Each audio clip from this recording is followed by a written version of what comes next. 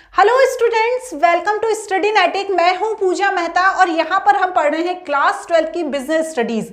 इसमें आज मैं आपको मार्केटिंग चैप्टर को एक्सप्लेन करने वाली हूं। थोड़ा सा लेंथी चैप्टर है, लेकिन वन शॉर्ट वीडियो में मैं कोशिश करूंगी कि बहुत ही कम टाइम में आपको इसे एक्सप्लेन कर दूं। यदि ये चैप्टर आपने पढ़ लिया है तो बहुत अच्छी बात है, रिवीजन कर लीजिए। लेकिन यदि ये चैप्टर आपने नहीं पढ़ा है तो आज इस वीडियो से आप पूरा चैप्टर अच्छे से समझ सकते हैं। इस चैप्टर से भी केस बेस्ड क्वेश्चन बनकर आते हैं, तो आपके यदि कॉन्सेप्ट क्लियर नहीं होंगे तो आप केस को सॉल्व नहीं कर पाएंगे। तो बच्चों, मेरे साथ जुड़े रहिए और इसी तरह से और भी वीडियोस देखते रहिए। इसके प्रीवियस चैप्टर्स भी मैं बता चुकी हूं, उनके वन शॉट वीडियो भी बना चुकी हूं, तो आप उन्हें जाकर मेरी प्लेलिस्ट क्लास 12 बिजनेस स्टडीज के वन शॉट वीडियोस की प्लेलिस्ट में देख सकते हैं। तो बिना देरी के स्टार्ट करते हैं। चैनल अच्छा लगे तो चैनल को सब्सक्राइब करना बिल्कुल मत भूलना। तो देखिए, सबसे पहले तो हम ये देखेंगे कि मार्केटिंग क्या होती है। ठीक है, देखो मार्केटिंग में क्या है, जो सबसे इंपॉर्टेंट चीज हमको समझनी होती है, पहली होती है हमें मार्केटिंग होता क्या है उसके बारे में समझना होता है। ठीक है, तो देखिए, marketing begin before the manufacturing process and continues even after the goods have been sold to the market. देखो, जो मार्केटिंग का काम होता है, जब किसी प्रोडक्ट की मैन्युफैक्चरिंग प्रोसेस स्टार्ट होती है उससे पहले ही मार्केटिंग का काम स्टार्ट हो जाता है। और कब तक वो काम चलता रहता है? जब तक वो प्रोडक्ट सेल नहीं हो गया। ऐसा क्यों? क्योंकि देखो, जब भी कोई प्रोडक्ट बनाने के बारे में हम सोचते हैं तो हम पहले ही ये सोचना चालू कर देते हैं कि इस प्रोडक्ट को बनाकर हम सेल कैसे करेंगे। तो जो मार्केटिंग की प्रोसेस है वो हमारे दिमाग में चलने लगती है, क्योंकि सिर्फ प्रोडक्ट बना के अपनी शॉप पर रख लेना ही काफी नहीं होता है। उसको सेल करने के लिए हमें बहुत सारी मेहनत करनी पड़ती है। तो यहां पर वही बताया गया है, it is not only concern with the sale of goods and service, but it also ensure the consumer are satisfied and they get better quality product। सिर्फ प्रोडक्ट बनाना ही सब कुछ नहीं है, अच्छी क्वालिटी का प्रोडक्ट बनाना भी बहुत ज्यादा इंपॉर्टेंट होता है। जब वो प्रोडक्ट आपके कस्टमर तक पहुंचे तब वो सेटिस्फाइड हो जाए कि हाँ, हमने अच्छी क्वालिटी का प्रोडक्ट खरीदा है। तो ये सिर्फ गुड्स को खरीदने को लेकर नहीं है, सर्विस को लेकर भी मार्केटिंग की जाती है। जैसे मैं टीचर हूं तो मैं अपने जो पढ़ाती हूँ उस चीज़ की मार्केटिंग करूंगी, या जो डॉक्टर्स हैं वो हॉस्पिटल में अपनी सर्विस प्रोवाइड करते हैं तो वो उस चीज़ की मार्केटिंग करेंगे। तो हर जगह, चाहे कोई भी आप प्रोडक्ट सेल कर रहे हो या आप अपनी सर्विस दे रहे हो, तो आप उसकी मार्केटिंग के बारे में सोचते हो। यहां पर एक डेफिनेशन दी हुई है, a social process by which individual group obtain what they need and want through creating, offering and freely exchanging product and services of value with in others. मतलब वो क्या चाहते हैं। देखो, हर पर्सन की नीड अलग अलग है, वो अपनी नीड के अकॉर्डिंग अपना प्रोडक्ट खरीदता है और अपनी सर्विस किसी से लेता है। तो जो पर्सन की, जो इंडिविजुअल की नीड है उसके अकॉर्डिंग हमें मार्केटिंग करनी होती है, हमें उन लोगों तक पहुंचना होता है जो हमारा प्रोडक्ट खरीदना चाहते हैं। तो बस वही मार्केटिंग की डेफिनेशन है। इसे आप अपने शब्दों में भी लिख सकते हैं। अब जो फंक्शन है मार्केटिंग के वो बहुत ज्यादा इंपॉर्टेंट है। क्यों? क्योंकि हमें आगे एग्जाम में भी पूछे जा सकते हैं और हमें पता भी होना चाहिए। तो देखो, सबसे पहले जो फंक्शन होता है वो होता है gathering and analysis marketing information. ठीक है, सबसे पहला फंक्शन क्या बताया है? Gathering and analysis marketing information. One of the important function of marketer to gather and analysis the market information. देखो, हमें पहले तो मार्केट में ये देखना चाहिए कि किस प्रोडक्ट की सेलिंग ज्यादा है, या हम जो प्रोडक्ट बना रहे हैं, हमारा जो कॉम्पिटिटर है, उस कॉम्पिटिटर में से कौन से कॉम्पिटिटर का प्रोडक्ट ज्यादा सेल हो रहा है। तो सबसे पहले तो हमें ये गैदर करना पड़ती है इंफॉर्मेशन, और जो एनालिसिस करनी पड़ती है मार्केट इंफॉर्मेशन, कि हम जो प्रोडक्ट या सर्विस प्रोवाइड कर रहे हैं उसी तरह का प्रोडक्ट या सर्विस और कौन प्रोवाइड कर रहा है। क्लियर? इसके बाद सेकंड क्या दिया हुआ है? इसके बाद दिया हुआ है marketing planning, another important activity and area work of marketer to develop appropriate marketing plan. देखो, हमें मार्केटिंग प्लानिंग को भी बहुत ध्यान से समझना चाहिए। क्यों? क्योंकि हम चाह रहे हैं कि जो हमारी, सपोज हम एक प्रोडक्ट बना रहे हैं टीवी, या हम बना रहे हैं रेफ्रिजरेटर, हम ये चाह रहे हैं कि अभी जो हमारे जो साल की जो सेल है वो 10% होती है। ठीक है, अब हम ये चाह रहे हैं कि आने वाले जो नेक्स्ट 3 ईयर हैं उसमें हमारी जो सेल है वो 20% इंक्रीज हो जाए। तो उसके लिए हमें अभी से प्लानिंग करनी होती है। तो उसे क्या कहते हैं? Marketing planning. क्लियर? इसके बाद होती है product designing and development. Product को इस तरह से डिजाइन करना चाहिए कि वो अट्रैक्टिव लगे और उनके अपने जो टारगेटेड कस्टमर हैं वहां तक पहुंचे, क्योंकि हमारा कॉम्पिटिटर भी वो प्रोडक्ट बना रहा है। हम कोई ऐसा प्रोडक्ट तो नहीं बना रहे जो दुनिया में कोई नहीं बना रहा, हमारे कॉम्पिटिटर भी होंगे। तो ऐसा प्रोडक्ट बनाकर हमें सेल करना है जो अट्रैक्टिव लगे। देखो नेक्स्ट होता है स्टैंडर्डाइजेशन एंड ग्रेडिंग। देखो standardisation refer to producing goods predetermined specification which help to achieving uniformity and consistency of the output। देखो क्या होता है, जैसे मैं जो बिजनेस करती हूँ उसमें मैं राइस सेल करती हूँ या मैं वीट सेल करती हूँ। तो देखो राइस आप जब मार्केट में खरीदने जाते होगे ना, तो कई तरह के राइस आते हैं, क्वालिटी वाइज उनमें बहुत अंतर रहता है। कुछ राइस छोटा होता है, कुछ राइस बड़ा होता है, कुछ राइस और बड़ा होता है। तो जितना अच्छा राइस होता है, जितना पुराना चावल होता है, उतना ज़्यादा वो महंगा होता है। तो बस यहाँ पर ग्रेडिंग जो सिस्टम बताया गया है कि आप किस तरह का प्रोडक्ट बेच रहे हो, उसकी क्वालिटी क्या है, उसका साइज क्या है, ये सारी चीज़ें भी मार्केटिंग पर डिपेंड करती है। आप यदि बड़ा प्रोडक्ट बेच रहे हो तो आप उसके लिए किस तरह से मार्केटिंग करोगे, छोटा प्रोडक्ट बेच रहे हो तो किस तरह से मार्केटिंग करोगे।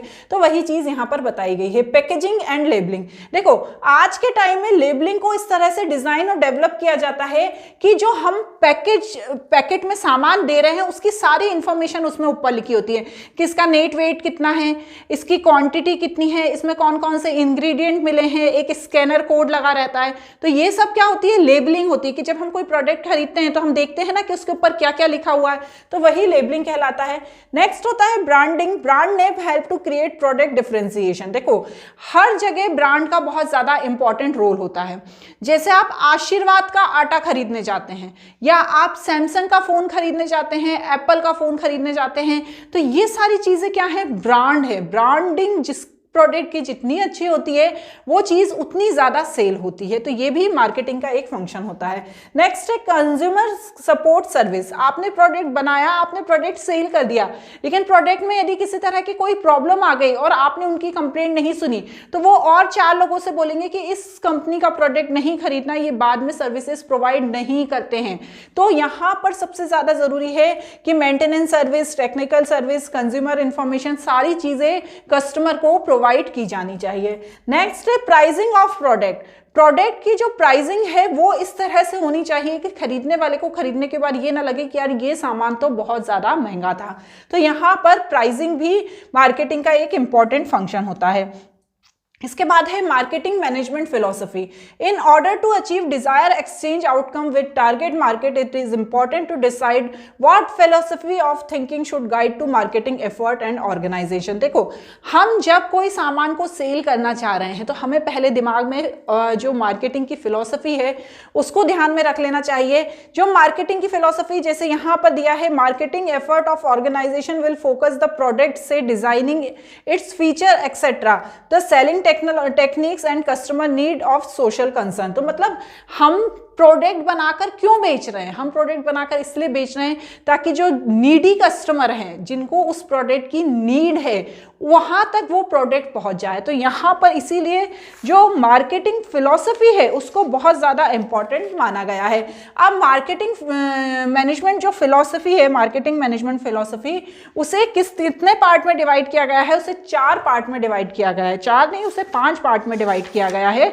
तो इन पार्ट्स के बारे में हम समझ लेते हैं। सबसे पहले द प्रोडक्शन कॉन्सेप्ट। देखो सबसे पहले क्या होता है, कोई भी प्रोडक्ट जब बनाते हैं तो सबसे पहले हम ये देखते हैं कि कौन सा प्रोडक्शन क्या करना है, कौन सी चीज का प्रोडक्शन करना है, मार्केट में उसकी डिमांड क्या है, सप्लाई क्या है। हम कोई प्रोडक्ट बनाकर सेल कर रहे हैं, ठीक है, हम कोई प्रोडक्ट बनाकर सेल कर रहे हैं, मार्केट में उसकी बहुत अच्छी डिमांड है, लेकिन हम टाइम पर वो प्रोडक्ट जहां से वो व्यक्ति खरीद रहा है वहां पर टाइम पर पहुंचा ही नहीं सकते हैं।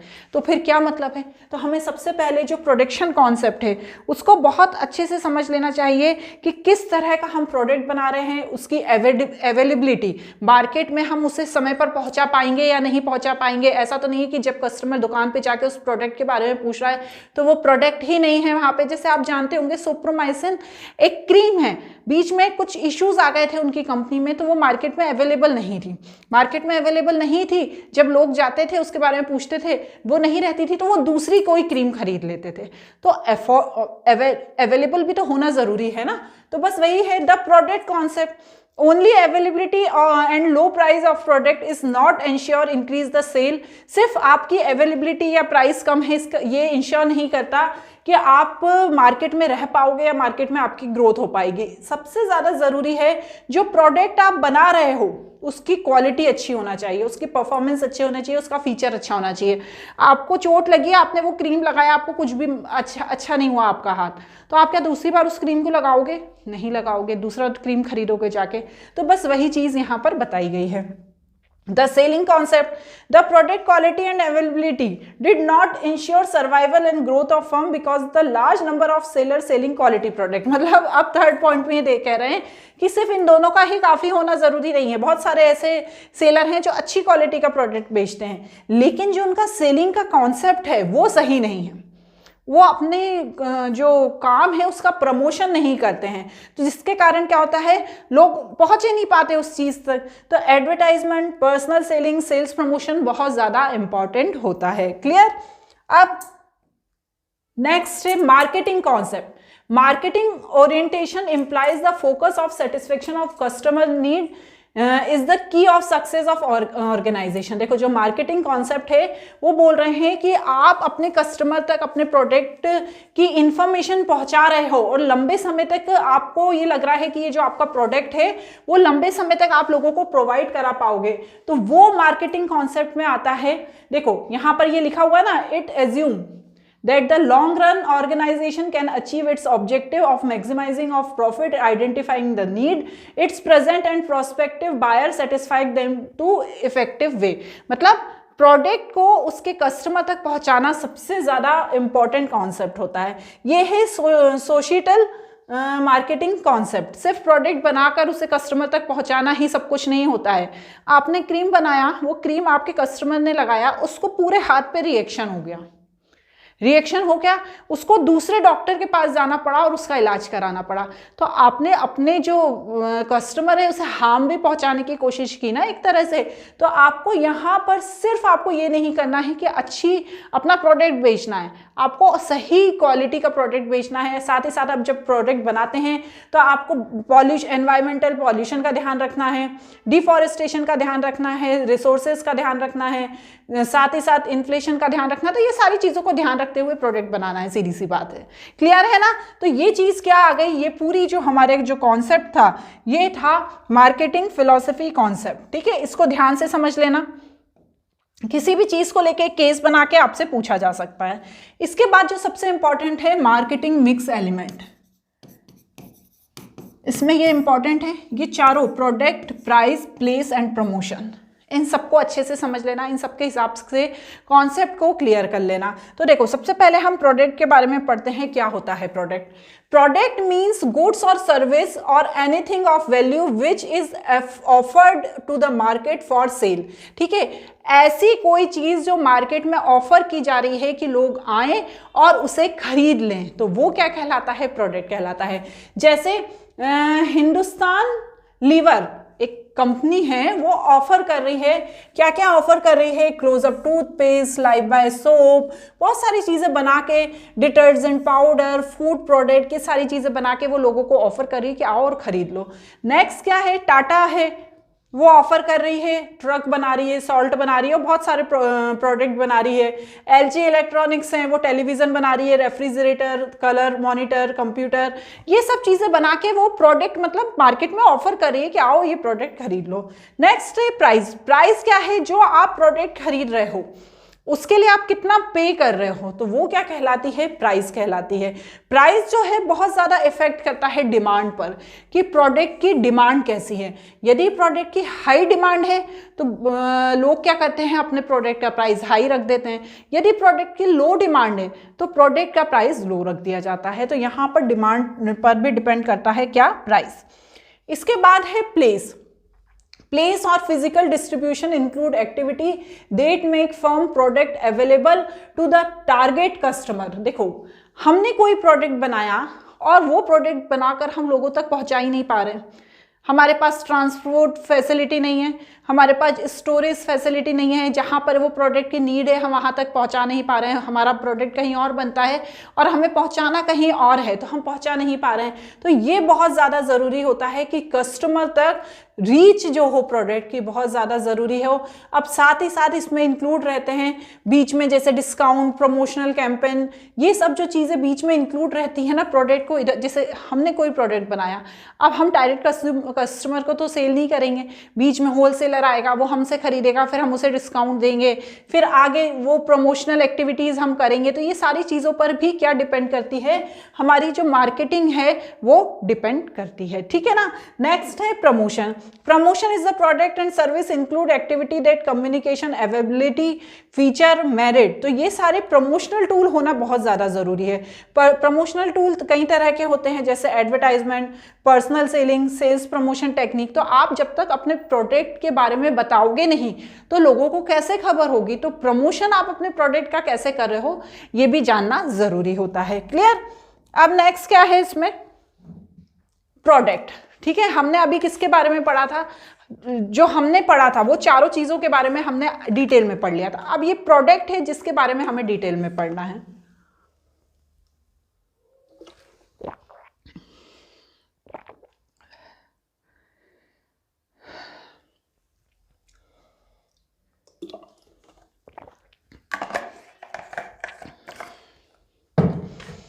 क्लियर।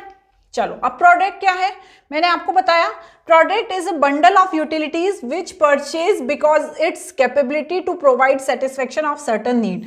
आप जीन्स खरीदने गए, आप टी शर्ट खरीदने गए, आप जैकेट खरीदने गए, विंटर आया तो आपको कोट की नीड हुई, आपको ये सब चीज़ें आपने परचेज की, क्यों? क्योंकि आपको सेटिस्फाइड करती हैं, साथ ही साथ आपकी नीड भी पूरी करती हैं। तो वही चीज़ प्रोडक्ट होती है। A buyer buy a product और service for what does for her और the benefit it provide to her. There can be 3 type, functional benefit, psychological benefit and social benefit. Functional benefit मतलब हमें जो हमारे day to day के खर्चे हैं, day to day की जो नीड है उन्हें पूरा करना है, कपड़े खरीदने हैं या हमें कोई ऐसी चीज़ है घर के लिए सामान खरीदना है, वो हमारी इसके लिए भी हम खरीदते हैं। साइकोलॉजिकल बेनिफिट, मुझे ब्यूटी पार्लर जाना है तो मैं अपनी नीड को पूरा करने के लिए पार्लर जाऊंगी, अपने बाल कटाऊंगी, तो ये सब चीज़ क्या आ जाती है, सर्विस में आ जाती है हमारी साइकोलॉजिकल। सोशल नीड, हमारे यहाँ शादी आई तो वहाँ पर बढ़िया हमें सुंदर सा सोने का नेकलेस पहनना है, तो हम अपनी सोशल नीड पूरी करने के लिए मार्केट जाते हैं और एक नेकलेस खरीद के लाते हैं। तो ये सारी नीड होती हैं जिसके लिए प्रोडक्ट को बाय किया जाता है। क्लियर। नेक्स्ट होता है प्रोडक्ट टाइप। ठीक है, 2 तरह के प्रोडक्ट होते हैं, पहला होता है कस्टमर प्रोडक्ट, दूसरा होता है इंडस्ट्रियल प्रोडक्ट। कस्टमर प्रोडक्ट क्या होता है, ऐसे product which are purchase by the ultimate consumer और user for satisfying their personal need and desire are refer to as a consumer product. जैसे ऐसे प्रोडक्ट जो हमें हमारी डेली लाइफ के लिए ज़रूरी होते हैं, जैसे जो हमें नहाने के लिए साबुन चाहिए, खाने के लिए तेल चाहिए, खाने के लिए हमें डेली जो हमारे दाल चावल रोटी सब्जी बनती है वो चाहिए, हमें टूथपेस्ट चाहिए, गर्मी लगती है तो हमें फ़ैन चलाना है। तो ये सारी चीज़ें क्या होती हैं, कस्टमर प्रोडक्ट होते हैं। Convenience product, shopping product and speciality product इसमें इंक्लूड होते हैं। नेक्स्ट होते हैं इंडस्ट्रियल प्रोडक्ट। ये हमें नीड नहीं होती, इनकी नीड किन्हें होती है, जो फ़ैन बना रहे हैं, जो ऐसे प्रोडक्ट बना रहे हैं जो हमें सेल कर रहे हैं। Industrial product are those product which are use to input in producing other product. ठीक है, वो उन्हें दूसरा प्रोडक्ट बनाने के लिए इन प्रोडक्ट की नीड होती है। इसमें क्या इंक्लूड होता है, raw material, engine, lubricants, machine, tools etcetera. जैसे material and parts, capital item, supply and business services. तो ये क्या होते हैं, इंडस्ट्रियल प्रोडक्ट होते हैं। क्लियर। अब प्रोडक्ट के बाद हम किसके बारे में पढ़ेंगे, प्रोडक्ट के बाद हम पढ़ेंगे ब्रांडिंग के बारे में, कि ब्रांडिंग क्या होती है। देखिए बच्चों, इस चैप्टर में आपने देखा होगा एनसीईआरटी की बहुत छोटी सी बुक है जिसमें सिर्फ 3 चैप्टर दिए हुए हैं, लेकिन वो तीनों ही चैप्टर बहुत लेंदी हैं। तो इस जो ये चैप्टर है मार्केटिंग, इसमें मैं आपको आज इस वीडियो में सारे कॉन्सेप्ट कवर करा रही हूँ, ठीक है। आपको कहीं जाकर दूसरे कॉन्सेप्ट को ढूंढने की नीड नहीं है, तो बस थोड़ा सा लेंदी होगा पर है ये वन शॉट वीडियो ही, ठीक है। Branding, branding refer to the process of creating a unique identity for product, service और company through element like name, logo, design and messaging. Branding का क्या मतलब होता है कि जैसे कोई प्रोडक्ट है, उसका हम क्या करते हैं, उसका नाम, उसका लोगो, उसकी डिज़ाइन देखकर हम उस प्रोडक्ट को खरीदते हैं। तो हम क्या कहते हैं, भैया बड़ा ब्रांड है। हम जब मॉल में जाते हैं तो जो ब्रांड वाले प्रोडक्ट हैं वहीं उसी की शॉप में घुसते हैं, ठीक है ना। तो अब जैसे यहाँ पर दिया हुआ है कि जो सैमसंग है वो टेक्नोलॉजी के लिए माना जाता है। सैमसंग का नाम जाना जाता है ना, टेक्नोलॉजी। आपको टीवी खरीदना है, फ्रिज खरीदना है, वॉशिंग मशीन खरीदना है, मोबाइल खरीदना है, सैमसंग सब चीज़ें मिलती हैं उसकी। स्टारबक्स की आपको कॉफ़ी पीनी है, हर तरह की कॉफ़ी आपको प्रोवाइड करेगा, ठीक है। उसके बाद अमेजन है, यहाँ पर आप फास्ट डिलीवरी और कन्वीनियंस शॉपिंग के लिए जाना जाता है। उसके बाद क्या है, लुई विटर्स रिप्रेजेंट लग्जरी एंड एक्सक्लूसिविटी, मतलब आपको एक्सक्लूसिव ब्रांड खरीदना है तो आप इस पे जा सकते हैं। उसके बाद गूगल है, आप आसानी से कोई भी चीज़ सर्च कर सकते हैं। तो ये सब क्या है, ब्रांड नेम है जो जिनको देखकर आप उनकी तरफ जाते हैं। आपके पास बहुत सारे पैसे हैं, एक दुकान आपकी है एप्पल की और एक दुकान है आपकी कोई सस्ते से ब्रांड की, या उसका कोई ब्रांड ही नहीं है, तो आप एप्पल की तरफ ही जाओगे ना, ब्रांडेड चीज़ें ही खरीदोगे ना। तो बस वही चीज़ यहाँ पे बताई गई है। अब ब्रांडिंग टर्म्स कौन सी होती हैं, ये सारी ब्रांडिंग टर्म्स हैं, ये भी इंपॉर्टेंट है। ब्रांड और ब्रांडिंग टर्म्स, इनको ज़रूर पढ़ना। ब्रांड क्या होती है, जैसे नेम, सिंबल, डिज़ाइन, इन सब का कॉम्बिनेशन कहलाता है ब्रांड, है ना। अब आप एप्पल का जब फ़ोन खरीदने जाते हो तो उस पर एक एप्पल बना रहता है, एप्पल भी लिखा रहता है, तो ये सारी चीज़ें, उसके बाद और भी स्कैनर टाइप के भी बने रहते हैं, तो ये सब चीज़ें मिलके क्या बनाती हैं, ब्रांड बनाती हैं। फिर ब्रांड नेम होता है, आपने एक ऐसा नेम जिसे आप ओरली बोलते हैं, मुंह से निकालते हैं।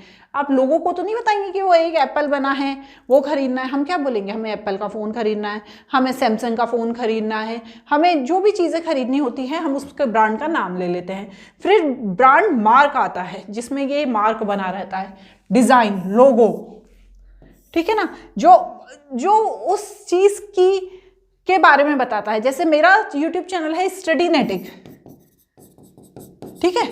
अब इस स्टडीनेटिक में मैंने एक बुक है उसे बनाया है और बुक में से एक माउस निकल रहा है, ताकि आप मतलब लैपटॉप के थ्रू, कंप्यूटर के थ्रू भी बुक को पढ़ सकते हैं। तो ये क्या है, मेरा लोगो है, तो ये क्या कहलाता है, ब्रांड मार्क। फिर होता है ट्रेडमार्क। ट्रेडमार्क का मतलब ये होता है कि ये लीगली मेरा ब्रांड नेम है और कोई इसको यूज नहीं कर सकता। अभी ट्रेडमार्क फिक्स हो जाते हैं, ये जो ब्रांड है वो सिर्फ मेरा है, कोई इस नाम से दूसरा प्रोडक्ट बना के सेल नहीं कर सकता, तो उसे क्या कहते हैं, ट्रेडमार्क कहते हैं। इसके बाद नेक्स्ट होता है पैकेजिंग। ब्रांडिंग के बारे में पढ़ लिया।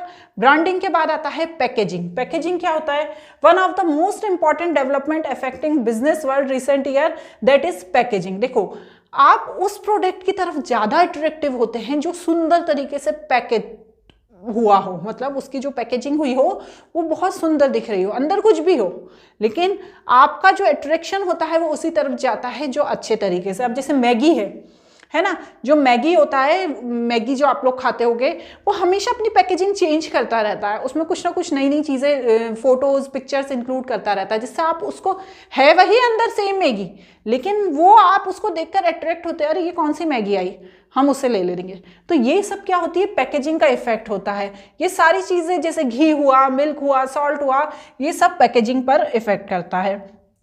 अब लेवल ऑफ पैकेजिंग क्या होते हैं, 3 लेवल होते हैं, प्राइमरी पैकेजिंग, सेकेंडरी पैकेजिंग और ट्रांसपोर्टेशन पैकेजिंग। देखो, जो प्राइमरी पैकेजिंग होती है, ठीक है, आप जब कोई भी प्रोडक्ट स्टार्टिंग में बनता है तो वो एक पैकेट में बंद होता है, ठीक है। जैसे हमने सॉक्स खरीदे तो एक प्लास्टिक के पैकेट में वो बंद हो जाएगा, ठीक है। तो वो क्या होती है, प्राइमरी पैकेजिंग। कुछ ऐसे प्रोडक्ट होते हैं जो प्राइमरी पैकेजिंग के साथ ही लाइफ टाइम यूज होते हैं, जैसे टूथपेस्ट। सबसे पहले जब वो बनते हैं तो सीधे एक ऐसी पतली से पाउच में वो घुसा के उसे तैयार किया जाता है स्टार्टिंग में, और उसी के साथ जब तक उसमें वो टूथपेस्ट रहता है हम उसे आखिरी तक उसी के साथ यूज करते हैं, चेंज नहीं करते हैं हैं उसे, क्यों? क्योंकि ये प्राइमरी पैकेजिंग के साथ यूज होते हैं। सेकंड होती है सेकेंडरी पैकेजिंग। सेकेंडरी पैकेजिंग क्या होती है? कोई एक प्रोडक्ट है, जैसे शेविंग क्रीम हुआ, ठीक है, या आप कोई मार्केट से कोई क्रीम खरीदने गए, तो शेविंग क्रीम एक पहले ब्राउन बॉक्स में, या एक ऐसे कौन सा बॉक्स बोलते हैं उसको, कार्डबोर्ड बॉक्स, ये लिखा है ना कार्डबोर्ड बॉक्स, कार्डबोर्ड बॉक्स में आता है, उसके अंदर शेविंग क्रीम आता है। जब आप उसे यूज करते हो तो कार्डबोर्ड बॉक्स फेंक देते हो और शेविंग क्रीम के साथ यूज करते हो, तो ये क्या कहती है? Secondary packaging. और तीसरी होती है ट्रांसपोर्टेशन पैकेजिंग। जैसे मुझे अब टूथपेस्ट, मैंने मैन्युफैक्चरर हूँ और मुझे जिसको सेल करना है वहां तक भेजना है, तो मैं उसे एक बॉक्स में यूनिट के हिसाब से टूथपेस्ट दूंगी। जैसे मैंने 10 यूनिट का बॉक्स बना दिया, एक 20 यूनिट्स का, एक 100 यूनिट्स का, तो जब वो उसे सेल करेगा तो वो जो बड़ा वाला बॉक्स है वो फेंक देगा और बाकी ओपनली जो है उससे सेल कर देगा। क्लियर? तो ये क्या कहलाती है? ट्रांसपोर्टेशन पैकेजिंग, कि आपका सामान जो जब तक पहुंचे कस्टमर तक तब तक वो खराब ना हो। नेक्स्ट है लेबलिंग। लेबलिंग भी बहुत ज़्यादा इंपॉर्टेंट होती है। Simple looking but important task of marketing is good related to designing a label to be put out the package. The label में vary from the simple tag attach to the product. जैसे कुछ product मैंने अभी आपको पहले भी बताया था, जैसे शुगर हुई, व्हीट हुआ, पल्सेस हुई, जब आप इनको खरीदना चाहते हो ना तो ये ट्रांसपेरेंट पैकेट में रहती हैं कभी कभी, लेकिन उस पर एक लेबल लगा रहता है जिसमें उसकी क्वालिटी, क्वांटिटी, साइज, बहुत सारी ऐसी इंफॉर्मेशन ऊपर ही दी होती हैं। तो ये सब क्या होती हैं? लेबलिंग कहलाती हैं, जिसमें प्रोडक्ट कैसा है, उसके अंदर क्या क्या चीज़ें हैं, वो सारी यूजफुल इंफॉर्मेशन दी होती है, फालतू की इंफॉर्मेशन नहीं दी होती, यूजफुल इंफॉर्मेशन दी होती है।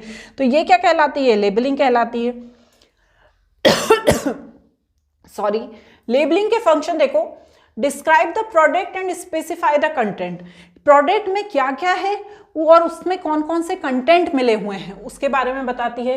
आइडेंटिफाई ऑफ द प्रोडक्ट और ब्रांड, ब्रांड के बारे में बताती है। Other common identification information provide the label include name, address of manufacturer.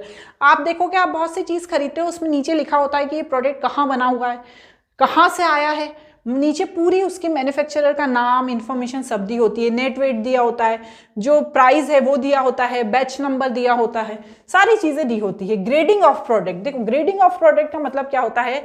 जैसे मैं एक शैम्पू सेल कर रही हूँ, है ना, हेयर के लिए एक शैम्पू सेल कर रही हूँ। अब जो शैम्पू है वो कई तरह के हैं, ड्राई हेयर के लिए अलग, डैंड्रफ वाले हेयर के लिए अलग, डल हेयर के लिए अलग, वाइट हेयर के लिए अलग, ग्रे हेयर के लिए अलग। तो ये सब क्या हो गई? ग्रेडिंग हो गई कि मैं किस एक ही प्रोडक्ट को कई तरह की वैरायटी में सेल कर रही हूँ। उसके बाद help in promotion of product, आपको कोई भी प्रोडक्ट सेल करना है तो ये जो होती है क्या? लेबलिंग, ये इफेक्ट करती है। आपने कोई प्रोडक्ट बनाया और उसमें आंवला का तेल से वो प्रोडक्ट बना है, ऐसा लिख दिया, अरे वाह यार, आंवला का तेल तो बालों के लिए बड़ा अच्छा होता है, जल्दी से खरीद लो, तो उसमें भी ये चीज़ हेल्प करती है। फिर होती है provide information required by law. देखो क्या होता है, कभी कभी सरकार से भी डरते हैं प्रोडक्ट जो बनाते हैं, तो वो क्या करते हैं, उस चीज़ को क्लियरली सरकार बता देती है कि यदि किसी चीज़ में कोई ड्रग मिला है, कोई टबेको मिला है, तो आपको उसकी इंफॉर्मेशन अपने ऊपर लेबल पर देनी होगी। तो आप कैसे देते हो? लेबल के थ्रू वो इंफॉर्मेशन दे देते हो। क्लियर? इसके बाद है pricing. When a product is bought, some money is paid for it. This money represent the sum of value that consumer exchange to benefit of having using a product and it is referred as a price of product. मैं market गई, मुझे कुछ सामान अच्छा लगा, मैंने उसका price देखा, उसका प्राइस देखने के बाद मैंने उस प्रोडक्ट को परचेज कर लिया। अब उसको परचेज करने के बाद मुझे उसका पैसा देना पड़ा, तो पहले तो मैंने प्राइस देखा ना कि क्या है प्राइसिंग। यदि मेरी जो कैपेबिलिटी है खरीदने की उससे ज़्यादा का प्रोडक्ट हुआ तो मैं उसे नहीं खरीदूंगी, लेकिन यदि आपको लगता है कि नहीं हम इस प्रोडक्ट को खरीद सकते हैं तो मैं तुरंत खरीद लूँगी। तो प्राइसिंग एलिमेंट होता है ना, बहुत ज़्यादा इंपॉर्टेंट होता है। ये इसलिए इम्पॉर्टेंट होता है क्योंकि हम उसी के हिसाब से पेमेंट करते हैं जितनी हमारी कैपेबिलिटी होती है। जैसे हमको कहीं जाना है तो हमें ट्रांसपोर्ट सर्विस लेनी है, हमारे पास पैसे होंगे तो हम कैब लेंगे, नहीं होंगे तो हम ऑटो लेंगे। तो ये चीज़ें सारी डिपेंड करती हैं। हम डॉक्टर के पास जाते हैं तो वहाँ भी हम उनकी फ़ीस देखते हैं कितनी फ़ीस है। तो प्राइसिंग बहुत ज़्यादा इंपॉर्टेंट होती है, बस आपको वही लिख देना है प्राइसिंग। अब फैक्टर प्राइस डिटर्मिनेशन, अब product cost, utility and demand, extent of competition in market, और भी होंगे 2-3 पॉइंट। तो जो फैक्टर हैं जो प्राइस को इफेक्ट करते हैं, पहला है प्रोडक्ट कास्ट। जितना आपने प्रोडक्ट बनाने में पैसा लगाया है, आप चाहते हो उतना पैसा तो निकल ही जाए, तो आप उसमें 5 या 10% और ज़्यादा ऐड कर देते हो, 5 या 10% उसमें और ज़्यादा ऐड कर देते हो, और फिर आप क्या करते हो, प्रोडक्ट को सेल करते हो। प्रोडक्ट को तब कब सेल करते हो, जब उसमें आप थोड़ा सा ऐड कर देते हो कि भैया हमने इतना पैसा लगाया था, अब हम इससे ज़्यादा पैसा हमें मिले, 5-10% तो ज़्यादा मिले, तो हम उसमें ऐड करके सेल करते हैं। अब जैसे इसमें fix cost, variable cost, semi variable cost, सारी कॉस्ट इंक्लूड रहती है। अब हम लॉन्ग रन के लिए यदि अपना प्रोडक्ट सेल करना चाहते हैं तो हम ज़्यादा उसमें ऐड नहीं करेंगे, हम सोचते हैं एक बार हमारी सेलिंग बढ़ जाए फिर हम प्रोडक्ट का प्राइस बढ़ा देंगे। तो ये सब प्रोडक्ट क्लास कहलाती है। The utility of demand, utility provide by the product and intensity of demand of the buyer set of upper limit of price. यदि आपको लग रहा है कि जो आपका ये प्रोडक्ट है उसकी बहुत ज़्यादा यूटिलिटी है और लोग इसको बहुत ज़्यादा खरीदेंगे, तो आप क्या करते हो, उसका प्राइस अप ही रखते हो। आप क्यों रखोगे कम, जब आपको मालूम है कि जैसे ही प्रोडक्ट मार्केट में आएगा उसकी सेलिंग बढ़ जाएगी, तो आप प्रोडक्ट को क्या रखोगे, हाई ही रखोगे। Extent of competition of the market, competition का भी बहुत ज़्यादा इफेक्ट पड़ता है। यदि आपको मालूम है कि आप जो प्रोडक्ट बना रहे हो वैसा ही प्रोडक्ट है मार्केट में, तो आप उसका प्राइस लेजर रखोगे। This is affected by the nature and degree of competition, the price will tend the reach of upper limit in case there is a lesser degree of competition, while under condition of free competition the price is tend to be set of lower level. ये लिखा है English में, ठीक है ना, आप भी लिख देना। इसके बाद है government and legal regulation. In order to protect the interest of public against unfair practices in the field of pricing fixing, government can intervene, regulate the price commodity। देखो क्या होता है ना, कभी कभी लोग मन मर्जी का दाम भी रख देते हैं, तो गवर्नमेंट फिर इंटरफेयर करती है। गवर्नमेंट कहती है क्यों भैया अपनी मन मर्जी का क्यों दाम रखना है, आपको तो वही प्राइस रखना चाहिए जो जेन्युइन है। आपकी कॉस्ट से आपने 60% ज़्यादा रख दिया जितनी आपकी प्रोडक्ट की कॉस्ट आई, ऐसा नहीं होगा, आपको 20% ज़्यादा ही। तो गवर्नमेंट के रूल्स और रेगुलेशन है, उनके हिसाब से प्रोडक्ट का प्राइस डिसाइड होता है, ठीक है ना। प्राइसिंग ऑब्जेक्टिव, प्राइसिंग ऑब्जेक्टिव भी इफेक्ट करता है प्रोडक्ट के प्राइस को। Generally the objective is straight to be maximising the profit, है ना। यदि आप ये चाह रहे हो कि शॉर्ट टर्म में आप बहुत सारा प्रॉफिट अर्न कर लो तो आप प्राइस हाई रखोगे, लेकिन आप ये चाह रहे हो कि नहीं ये जो मेरा प्रोडक्ट है वो फ्यूचर तक अच्छा चले, आपकी ग्रोथ हो, तो आप प्राइसिंग लो रखोगे, क्योंकि आप जानते हो कि लो प्राइसिंग पे लोग प्रोडक्ट को खरीद लेंगे। क्लियर। मार्केटिंग मेथड, अब आप कौन सी मार्केटिंग मेथड यूज कर रहे हो, ठीक है ना, ये भी डिपेंड करता है प्राइसिंग पे। आप पर्सनल सेलिंग कर रहे हो, आप पेपर में एडवर्टाइजमेंट दे रहे हो, आप सोशल एडवर्टाइजमेंट दे रहे हो, ऑनलाइन पे आप अपने प्रोडक्ट के बारे में इंफॉर्मेशन दे रहे हो, तो ये सारी चीज़ें भी इफेक्ट करती हैं किसको, मार्केटिंग मेथड को। क्लियर। उसके बाद है physical distribution, the fourth and last, ठीक है, फोर्थ एंड लास्ट। पहला क्या था, product, branding, price, and fourth है physical distribution. The fourth important element of marketing mix, physical distribution of product and service. Through this component of marketing mix goods and service are made available in the right place, right time and right people without change. ठीक है, आपने product बनाया, ठीक है, आपने product बनाया उत्तर प्रदेश में और आपको उसको सेल करना है कहाँ पर, सिक्किम में। अब आपने कोई ऐसी व्यवस्था नहीं करी है, सिक्किम में लोग ढूंढ रहे हैं कि अरे वो प्रोडक्ट था कहाँ गया, साहब ट्रांसपोर्टेशन की व्यवस्था नहीं थी इसलिए वो अभी प्रोडक्ट नहीं आया, आप 4 दिन बाद आना, आपको 4 दिन बाद मिल जाएगा। तो लोग क्यों आएंगे 4 दिन बाद, वो उसी समय उसी तरह का कोई दूसरा प्रोडक्ट खरीद के ले जाएंगे। तो सबसे ज़्यादा ज़रूरी है फिजिकल डिस्ट्रीब्यूशन होना, ठीक है। तो आपने अच्छे से प्रोडक्ट बना लिया, उसको पैक कर लिया, ब्रांडिंग कर ली, प्राइसिंग कर ली, प्रमोशन कर लिया, ये सब क्या ज़रूरी है, लेकिन सबसे ज़्यादा ज़रूरी क्या है कि प्रोडक्ट राइट टाइम पर उन लोगों के पास पहुँच जाए जहाँ पर प्रोडक्ट की नीड है, ठीक है। जैसे डिटर्जेंट बार का एग्जाम्पल दिया है कि डिटर्जेंट बार बना, ठीक है, लेकिन आपने उसे अपनी जो गाड़ी है उसे वहाँ से जहाँ पर सेल होना था वहाँ तक नहीं पहुँचाया, वहाँ पर वेयर हाउस नहीं थे प्रोडक्ट को रखने के लिए, और प्रोडक्ट कहाँ तक नहीं पहुँचा, कंज्यूमर तक नहीं पहुँचा। तो सबसे ज़्यादा जो नीड होती है वो फिजिकल डिस्ट्रीब्यूशन की होती है। क्लियर। अब component of physical distribution, Order processing, the good physical distribution system should provide to accurate and speedy processing of order, the absence of which goods would reach the customer late and wrong result of customer dissatisfaction. यदि time पर नहीं पहुंचा तो जो customer है वो गुस्सा हो जाते हैं गुस्सा हो गए और उन्होंने प्रोडक्ट नहीं खरीदा और दूसरा प्रोडक्ट खरीद लिया।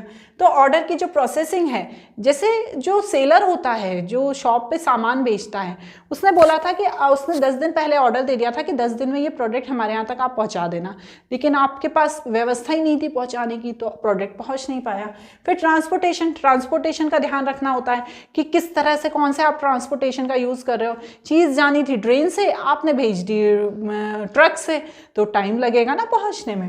उसके बाद वेयर हाउसिंग, आपका प्रोडक्ट पहुंच गया, आपका प्रोडक्ट पहुंच के ट्रक में खड़ा हुआ है या ट्रेन से आपने उतार लिया है, लेकिन आपके पास वेयर हाउस नहीं है जहां पे उस प्रोडक्ट को आप स्टोर करो, क्योंकि डायरेक्ट इतना सारा, यदि आपने 1000 यूनिट मंगाई है तो डायरेक्ट तो जहां से सेल हो रहा है वहां नहीं पहुंचेगा ना, कहीं पर उसकी स्टोरिंग भी तो होगी, तो उसे वेयर हाउसिंग कहते हैं।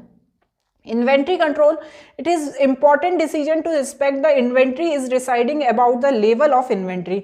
Higher the level of inventory, higher will be the level of service to customer, but the cost carrying the inventory will also the high.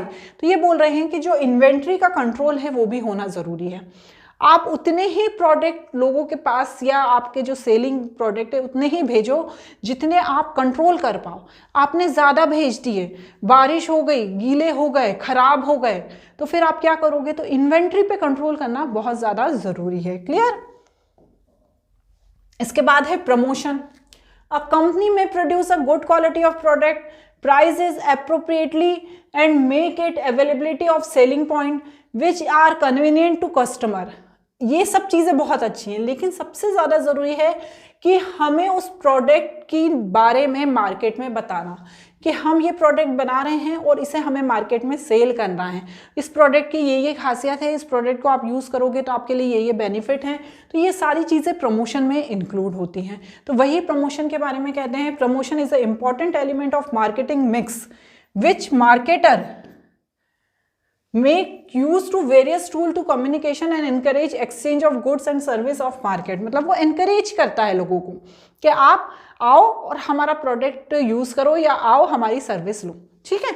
अब प्रमोशन मिक्स क्या होता है? Promotion mix refer to the combination of promotional tool used an organisation to achieve communication objective. आप कौन से tool use कर रहे हो अपने प्रोडक्ट को प्रमोट करने के लिए? एडवर्टाइजमेंट कर रहे हो, पर्सनल सेलिंग कर रहे हो, या सेल्स प्रमोशन कर रहे हो, या पब्लिसिटी कर रहे हो, या आपके प्रोडक्ट पे डिपेंड करता है। तो उसे क्या कहते हैं? मार्केटिंग मिक्स कहते हैं। क्लियर? उसके बाद आता है next, advertisement. We generally come across 100 of advertising messages every day. हमें बहुत सारे एडवर्टाइजमेंट मैसेजेस मिलते हैं।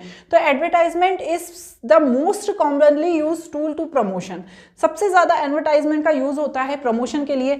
अब ये जो एडवर्टाइजमेंट है वो न्यूज़पेपर के थ्रू होता है, मैगजीन के थ्रू होता है, टेलीविज़न के थ्रू होता है, रेडियो के थ्रू, और आजकल तो बहुत सारे सोशल ऐसे आ गए हैं जिसके थ्रू आप प्रमोशन कर सकते हो। क्लियर? उसके बाद है feature of advertisement, paid form, in personality, identified sponsor. आपने पैसे दिए और अपनी चीज़ का प्रमोशन करा दिया तो ये पेड फॉर्म हो गया। इम्पर्सनैलिटी मतलब इसमें क्या होता है ना, कोई direct face to face connection नहीं होता जो प्रमोशन कर रहा है उसका और जो देखने वाला है उसका। जैसे न्यूज़पेपर में कोई ऐड दिया तो आप और वो तो नहीं मिल रहे ना, उसने बस ऐड पढ़ लिया और वो चीज़ खरीदने के बारे में सोचेगा। इसके बाद है आइडेंटिफाई स्पॉन्सर। एडवर्टाइजमेंट अंडरटेक सम आइडेंटिफाई इंडिविजुअल और company who make the advertising effort.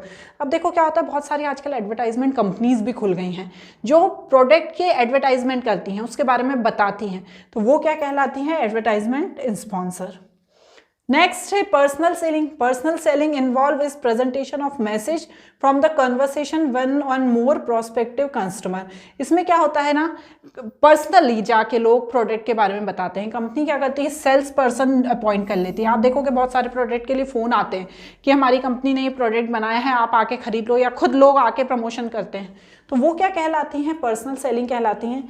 Feature हैं पर्सनल फॉर्म या डेवलपमेंट ऑफ रिलेशनशिप। तो ये बताए हैं कि किस तरह से आप पर्सनल सेलिंग कर सकते हो। क्लियर? अब पर्सनल सेलिंग 3 तरह से होती है, बिजनेसमैन, कस्टमर और सोसाइटी। इफेक्टिव प्रमोशनल टूल का यूज होता है, फ्लेक्सिबल टूल का यूज होता है, minimise wastage of effort, customer attention and lasting relationship. तो इसमें क्या होता है ना, ये सब चीजें करके जो बिजनेसमैन है अपने प्रोडक्ट के बारे में खुद बता देता है। नेक्स्ट है कस्टमर। कस्टमर को भी चीज़ों को पहचानने में मदद मिलती है, उसे मार्केट में क्या नया आया है उसके बारे में पता चलता है, एक्सपर्ट की एडवाइस भी मिल जाती है और कस्टमर की भी नीड पूरी हो जाती है। सोसाइटी के लिए भी ज़रूरी है, क्योंकि convert latest demand, employment opportunity, career opportunity, mobility of sales people and produce standardisation. ठीक है, तो ये 3 पॉइंट्स हैं जो इंपॉर्टेंस हैं पर्सनल सेलिंग के। सेल्स प्रमोशन क्या होता है? Sales promotion refer to short term incentive which are designed to encourage the buyer to make immediate purchase of product और service. This introduce all promotional effort other than the advertisement, personal selling and publicity use to company boost the sale. देखो, sales promotion में क्या होता है, ना तो advertisement का use होता है, ना पर्सनल सेलिंग का, ना पब्लिसिटी का, किसी चीज़ का यूज़ नहीं होता। इसमें क्या करते हैं ना, इस तरह से प्रमोशन किया जाता है कि कस्टमर खुश हो जाता है। कैसे? कि उन्हें कैश डिस्काउंट दे दिया, या उनको कुछ सेल्स कॉन्टेस्ट रख लिए, या कोई फ्री गिफ्ट दे दिया, या कोई फ्री सैंपल डिस्ट्रीब्यूशन कर दिया। तो ये सेल्स प्रमोशन के बहुत सारे तरीके, आपने पेपर में देखा होगा, कभी कभी छोटा सा क्रीम लगा हुआ आ जाता है सैंपल के तौर पर। तो वो क्या होता है, ये सारी चीज़ें सेल्स प्रमोशन के लिए होती हैं। क्लियर? अब सेल्स प्रमोशन के मेरिट्स क्या हैं? Attention value, useful for new product launch, synergy of total promotional effort, ये मेरिट्स हैं। लिमिटेशन क्या है? Reflect राइसेस, spoil product image. यदि आपने क्रीम आया और आपने उसे हाथ पे लगाया और आपको अच्छा नहीं लगा तो शुरू में ही आपकी इमेज खराब हो गई। तो कुछ लिमिटेशन भी है, कुछ मेरिट्स भी हैं। ठीक है, इसके बाद क्या है? Public relation. Managing public opinion of the organisation is an important task which can be performed by the marketing department. The business need to communicate effectively to communication supplier, dealer, since they are instruction of increase the sales and profit. देखो, public relation भी बहुत ज़रूरी है। इसमें क्या होता है, जो इसने प्रोडक्ट बनाया है, उसने सेल्स पर्सन हायर किया है, तो वो उन लोगों से बात करेगा, प्रोडक्ट के बारे में जानकारी लेगा कि प्रोडक्ट कैसा बना है, प्रोडक्ट में कोई प्रॉब्लम है कि नहीं। तो इससे क्या होगा ना, उनके रिलेशन बन जाएंगे। तो ये बहुत ज़्यादा ज़रूरी होता है। क्लियर? पब्लिक रिलेशन के फंक्शन, पब्लिसिटी के थ्रू आप क्या करते हैं, अपनी फेवरेबल न्यूज़ दे सकते हैं। जैसे manufacturer achieve to break through by developing a car engine which run a water. यदि उसने ये बता दिया, मैन्युफैक्चरर ने कार के, कि जो उसने इंजन बनाया है वो तेल की जगह पानी से बना है, वाह यार, पहले ही पब्लिसिटी हो जाएगी। तो यहाँ पर आपको पब्लिक रिलेशन में ये फ़ायदा मिलता है। प्रेस रिलीज आप कर सकते हैं कि जो आप प्रोडक्ट बना रहे हैं वो प्रोडक्ट बहुत ही ज़्यादा आपके लिए यूज़फुल होने वाला है, इसकी आप प्रेस रिलीज कर सकते हैं, तब भी आप फेमस हो जाएंगे। उसके बाद corporate communication, the image of organisation need to promote through communication of the public and employ within the organisation. तो अब आप इसमें क्या करते हैं, अपनी पूरी इन्फॉर्मेशन दे देते हैं। जैसे आप एनुअल रिपोर्ट दे देते हैं, ब्रोशर दे देते हैं, आर्टिकल दे देते हैं, ऑडियो विजुअल मटेरियल दे देते हैं, जिससे क्या होता है, आपका उनसे कम्युनिकेशन बन जाता है।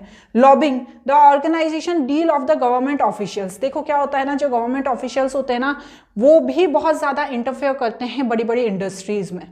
तो क्या होता है ना, इस कारण इंडस्ट्रीज़ भी उनके साथ सही रिलेशन बनाना चाहती है। तो यहाँ पर लॉबिंग का यही मतलब बताया गया है कि जब आप इंडस्ट्रीज़ हैं जो बड़ी बड़ी, जब वो इस तरह का रिलेशन बनाना चाहती हैं तो वो क्या करती हैं, जैसे आप देखो बड़ी कंपनी हैं, जैसे इंडस्ट्रियल कंपनी है, टेलीकॉम कंपनी है, जो पुलिसेस हैं, टैक्सेशन पुलिस है, उनसे अच्छा रिलेशन बना के रखती हैं, क्योंकि भैया उन्हें फ्यूचर में उनके साथ काम करना है। फिर नेक्स्ट है counselling. The public relation department advise the management of general issue with effect the public and position of company would like to take a particular issue. तो कंपनी बिल्ड कैन गुडविल, वो क्या करती है, इस तरीके से counselling करती है। कौन? पब्लिक रिलेशन में जो कस्टमर किस तरह से काउंसलिंग होती है कि वो ऐसा प्रोडक्ट बना के सेल कर रही हैं जो आपके एनवायरनमेंट के लिए अच्छा है, चिल्ड्रंस के लिए सही है, उनको एजुकेट करेगा। तो ये सारी चीज़ें बहुत ज़्यादा इफ़ेक्ट करती हैं किस चीज़ पर, ये सारी चीज़ें इफ़ेक्ट करती हैं पब्लिक रिलेशन पर। तो बच्चों, आज इस वीडियो में हमने कंप्लीट मार्केटिंग चैप्टर को समझ लिया है। बिजनेस स्टडीज़ का क्लास 12 का ये चैप्टर है। यदि कोई भी डाउट हो तो कमेंट बॉक्स में ज़रूर पूछना। लास्ट चैप्टर बचा है उसे ज़रूर दें।